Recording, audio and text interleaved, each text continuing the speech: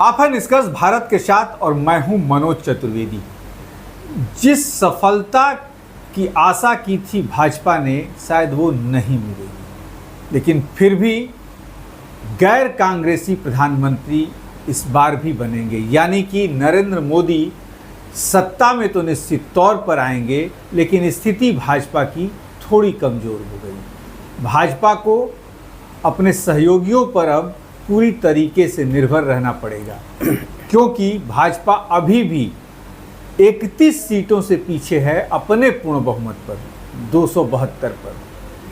लेकिन किसी व्यक्ति का राजयोग होना, तीसरी बार प्रधानमंत्री बनना, ये बहुत बड़ा राजयोग है। सिर्फ नेहरू ही भारत के इतिहास में 3 बार प्रधानमंत्री बने थे लगातार, और आज स्थिति वहीं जाकर खड़ी है कि नरेंद्र मोदी भी तीसरी बार प्रधानमंत्री की शपथ लेंगे। देखना अब ये होगा कि तमाम विपक्षी दल से लेकर तमाम दल के नेता जो हैं, प्रधानमंत्री को तीसरी बार प्रधानमंत्री का शपथ लेने के रोकने के लिए आतुर हैं। लेकिन जो भारतीय कानून में है कि जो पार्टी, जो गठबंधन चुनाव से पहले बना था, राष्ट्रपति उसे ही बुलाएंगी। यानी कि एनडीए की सरकार बनना तो निश्चित है, और सरकार बनने के बाद सत्ता का जो जोड़ तोड़ होता है, किसको किधर ले आना है, किस तरीके से ले आना है, ये तो सत्ता में आने के बाद निर्भर करेगा। लेकिन ये राजयोग है क्या जो प्रधानमंत्री नरेंद्र मोदी के पास है? कांग्रेस के पास तो राजयोग था ही और आज भी है कि उसके जितने भी नाती पोता औलाद हैं वो चांदी का चम्मच ही लेकर पैदा होते हैं। लेकिन एक चाय बेचने वाला इतना बड़ा राजयोग लेकर तीसरी बार देश का प्रधानमंत्री बनने जा रहा है, और इसी पर हम बात करेंगे कि आखिर नरेंद्र मोदी की कुंडली में ऐसा क्या है। और इस पर पूरी जानकारी हमें देने के लिए हमारे ज्योतिषाचार्य श्री मिथिलेश हमारे साथ हैं। मिथिलेश कल भी तमाम लोगों की कुंडलियों, नेताओं की कुंडलियों की जानकारी दी है। उसमें से देखना है कि कितने लोग जीतते हैं, कितने हारते हैं, उसका भी विश्लेषण हम कल करेंगे।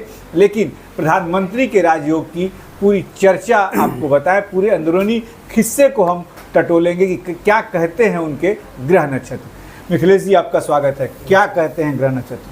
अब इंटरनेट पर जो उनके जन्म का विवरण है उसके अनुसार उनकी वृश्चिक राशि कुंडली है, वृश्चिक, और वृश्चिक राशि ही है। अब यह एक स्थिर लग्न है, और मंगल की एक जल तत्व राशि है। लग्न में चंद्रमा भी साथ में है और मंगल भी है। तो वैसे तो प्रधानमंत्री की कुंडली साधारण तो होती नहीं है। जो लोग इस देश में प्रधानमंत्री बने हैं, निश्चित रूप से उनमें विशेष राजयोग रहा होगा।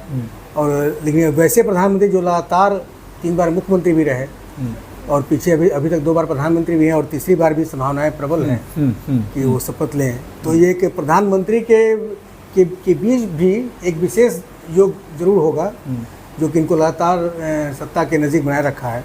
एक बार जब वो सत्ता में आए तो वो हट नहीं रहे। तो कुछ विशेष परिस्थितियाँ जरूर है। वैसे तो इनकी कुंडली में कई, बिल्कुल 4 बार मुख्यमंत्री बने जी, लगातार रहे, बने। प्रधानमंत्री आए, 2 बार लगातार रहे, तीसरी बार भी निश्चित तौर पर ये बनेंगे। तो एक विशेष कौन सा ग्रह का योग है? विशेष परिस्थिति है। वैसे उसमें कई ढंग के राजयोग उनके पास हैं। सबसे पहले पंच महापुरुष राजयोग है, लग्न में ही मंगल की स्थिति है। एक रोचक राजयोग बनाता है। अपने ही घर में जो है किसी केंद्र के और किसी राशि ग्रह का बैठना एक विशेष परिस्थिति बनाता है। साथ में मंगल के साथ जब चंद्रमा हो जाए तो चंद्र और मंगल योग जो है एक महालक्ष्मी योग का निर्माण करता है। यह एक विशेष राजयोग है। ये बड़े बड़े लोग, नेताओं के, अभिनेताओं के, उद्योगपतियों की कुंडली में ऐसा पाया जाता है। तो ये दूसरा राजयोग है। प्लस केंद्र में ही जो है बृहस्पति का होना अपने आप में एक राजयोग है। और बृहस्पति पे 2-3 ग्रहों की दृष्टि, बृहस्पति एक मजबूत पोजीशन में है, काफ़ी अच्छी स्थिति में है। केंद्र के 3 घरों में बड़े बड़े ग्रहों की उपस्थिति में कई राजयोग यहाँ पर है। बुध का अपनी उच्च राशि में होना, सूर्य के साथ बुधादित्य योग जो है, कई स्थितियाँ हैं जो कि इनको एक सामान्य लोग से इनको अलग करती है। लेकिन विशेष परिस्थिति में यह है कि आखिर ऐसा कौन सा विशेष योग है जो कि इनको लगातार सत्ता में, जनता ये जानना चाहिए। उसमें एक विशेष जो हमने इन पर जो शोध किया, जो अध्ययन किया, एक विशेष राजयोग है, जो कहते हैं अखंड समराज योग। अच्छा। अब अखंड साम्राज्यों की शर्त ये है कि कुंडली स्थिर लग्न की होनी चाहिए। स्थिर लग्न में जैसे 3-4 राशियाँ हैं, जैसे वृषभ राशि, वृश्चिक राशि, सिंह राशि और कुंभ राशि, ये 4 राशियाँ हैं स्थिर राशियाँ मानी जाती है।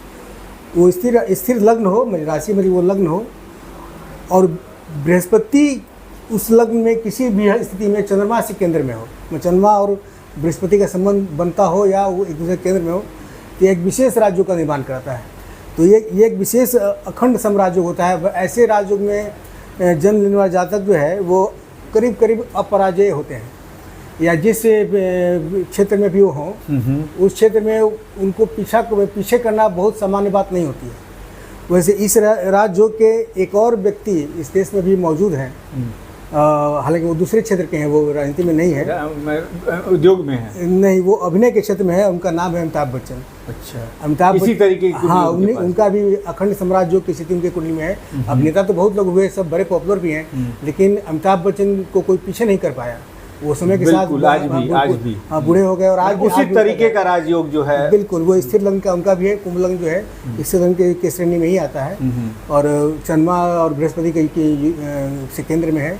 तो ये की स्थिति है, तो ऐसे लोग अपराजय होते हैं। तो एक बार जब वो ऊपर आते हैं तो वो ठीक है, थोड़ा सा उतार चढ़ाव हो सकता है जीवन में, ये हम नहीं कह रहे कि ग्रहों का जो अंतर्दशा आएगी, हाँ, थोड़ा सा उतार चढ़ाव होगा। लेकिन ये मिथिलेश जी, अमिताभ बच्चन की परिस्थिति एक बार जो आई थी, आपको भी पता होगा कि वो मैंने पाई के मोहताज हो गए थे। तो उस समय उनके ग्रह लग्न में क्या ये मैं उनका कद छोटा थोड़ी हो गया था, आर्थिक थोड़ी गड़बड़ाई।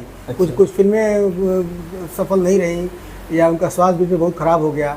तो उतार चढ़ाव तो मनुष्य योनि में जन्म लिए हैं, तो उतार चढ़ाव तो होगा ही होगा, वो देवता तो है नहीं। तो क्या वही परिस्थिति प्रधानमंत्री मोदी के भी कुंडली में आ रही है कि 353 से 295 पे फिर आ गए? अभी वर्तमान में इनकी मंगल की महादशा चल रही है, लेकिन अंतरदशा में शनि आ गया है। तो शनि थोड़ा सा वृश्चिक लग्न के हिसाब से बहुत जो कारक नहीं है, क्योंकि मंगल के वो मित्र नहीं है, तो एक विरोधी वाली स्थिति भी साथ साथ चल रही है। तो थोड़ा सा ग्राफ नीचे आ गया, या या जितनी उम्मीद कर रहे थे सीट का, शायद उतनी सीट उनको ना आ पाए।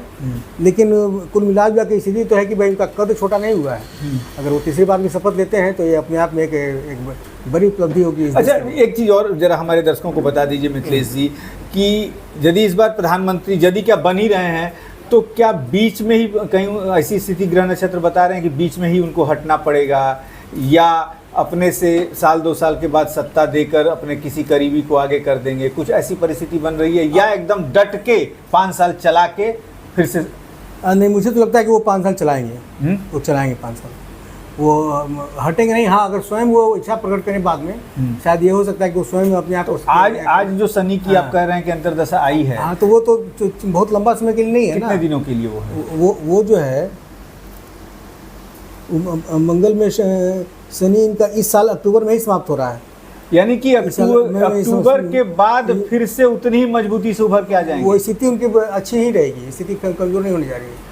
तो आप समझ सकते हैं, ये जो उतार चढ़ाव आप देख रहे हैं, वो ग्रह गोचर के हिसाब से जो हमारे ज्योतिषाचार्य श्री मिथिलेश बता रहे हैं कि शनि की अंतर्दशा मंगल के साथ, वृश्चिक के साथ, किसके मंगल के साथ आ गई है, जिसके चलते जो संभावनाएं थी कि 400 के पार, ये प्रधानमंत्री नरेंद्र मोदी की कुंडली के हिसाब से मैच नहीं खाई, और जिसके कारण कम हुई। लेकिन शनि की जो अंतर्दशा है वो अक्टूबर तक ही है, यानी कि ये मान के चलिए कि जून चल रहा है, जुलाई, अगस्त, सितंबर, अक्टूबर 4 महीने ही रहने वाली है। और 4 महीने प्रधानमंत्री नरेंद्र मोदी जैसा व्यक्तित्व तो कहीं ना कहीं योग साधना में साथ देगा, और फिर जब वो मजबूती के साथ अक्टूबर से आगे बढ़ेंगे तो पहले की परिस्थिति में जाकर खड़े हो जाएंगे। अब बताइए जरा सा, 2000 आपने कहा कि 5 साल चलाएंगे, 2029 के बाद ये कुंडली क्या कहेगी? मैं तो जैसा पहले हमने कहा कि ये अपराजय कुंडली है जी, ये इनको कोई परास्त नहीं कर सकता है। अब ये उम्र के साथ स्वयं बूढ़े हो जाएं, या अपने आप को दूसरी लाइन लेके चले जाएं, हो सकता है इनको राष्ट्रपति भी बना दिया जाए, एक संभावना प्रबल है, क्योंकि सत्ता तो रहेगा इनके पास। तो एक अपने आप को थोड़ा सा वो साइड करें वहाँ पे, और किसी दूसरे को मौका दें, ये खुद से करेंगे। मैं इनको कोई प्रतिस्पर्धा में कोई इनसे आगे कोई निकल नहीं सकता है। बहुत बड़ी बात यह भी है कि प्रधानमंत्री नरेंद्र मोदी की प्रतिस्पर्धा माने उनसे कोई कंपटीशन नहीं कर सकता है।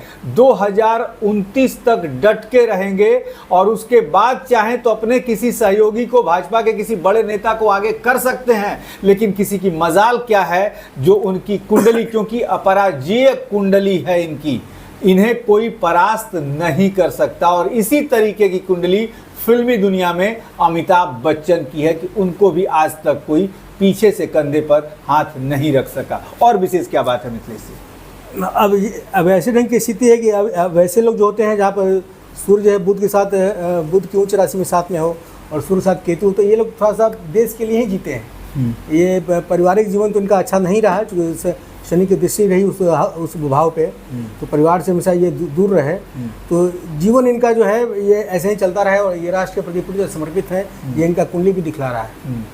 इनके कुंडली में जो ये बात दिख रही है। कुछ और जो है मेरे काफ़ी प्रसिद्ध ज्योतिष लोगों का कहना था कि इनकी कुंडली जो है तुला लग्न की है। अच्छा। लेकिन अब उनका अपना एक सोच हो सकता है, उनकी अपनी रिसर्च हो सकती है, लेकिन मुझे लगा कि नहीं, ये इनकी कुंडली वृश्चिक लग्न की ही है। और जिस ढंग की स्थितियाँ इनके जीवन में आई हैं वो तुला लग्न वाले में नहीं हो सकती है, क्योंकि तुला लग्न का स्वामी शुक्र होता है। शुक्र प्रभावी लोग बहुत मेहनती नहीं होते हैं, थोड़ा आलसी विचार के होते हैं, थोड़े आराम पसंद होते हैं। अब ये इस पद पे भी जा करके ये बहुत आराम पसंद नहीं है, ये हमेशा मेहनत करते रहे हैं और 12 घंटा 14 घंटा मेहनत करते हैं प्रधान के रूप में। तो ये मंगल प्रभावी व्यक्ति ही ऐसा कर सकता है। लग्न में इनके मंगल जो है उनको काफ़ी मेहनती बनाया, लग्न में मंगल होने के कारण। लेकिन मिथिलेश जी, मैं आपसे जैसे तो चंद्र और मंगल का तो कॉम्बिनेशन मेरे भी कुंडली में है। नहीं तो लग्न में नहीं है मंगल आपके? लग्न में नहीं है। लग्न में मंगल है और भी ग्रहों का जो है ना, यहाँ अखंड साम्राज्यों की बात भी हम कर रहे हैं। तो लेकिन लग्न में मंगल की स्थिति ये रही कि ये जो काफ़ी साहसी रहे, काफ़ी निर्णय लेने में काफ़ी मजबूती से निर्णय लिया। और काफ़ी लोकप्रियतावश लोग इनको जो 56 इंची सीना की जो बात करते हैं वो मंगल के कारण ही ऐसा हो पाया।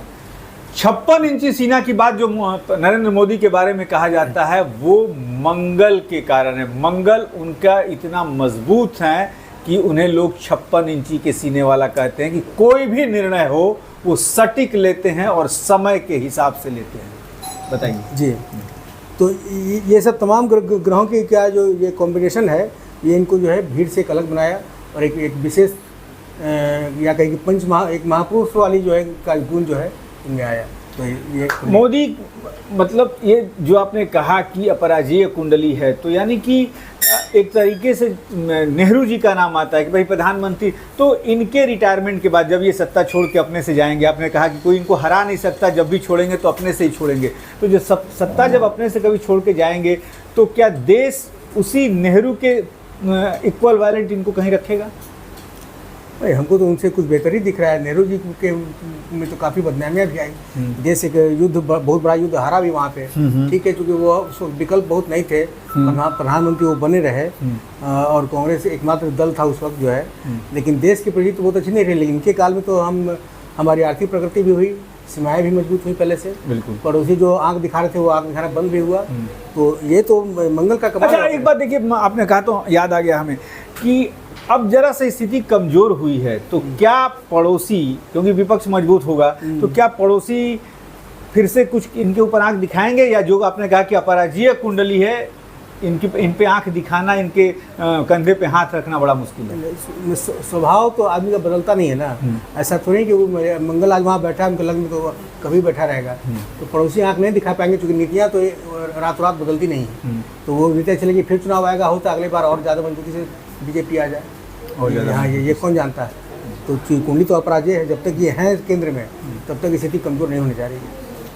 मोदी फिर से प्रधानमंत्री पद की शपथ लेंगे। और सबसे बड़ी बात जो ज्योतिषाचार्य हमारे हैं मिथिलेश, उन्होंने कहा कि ये कुंडली अपराजेय कुंडली है और इस कुंडली के भारत में गिने चुने इस तरीके की कुंडली के लोग हैं।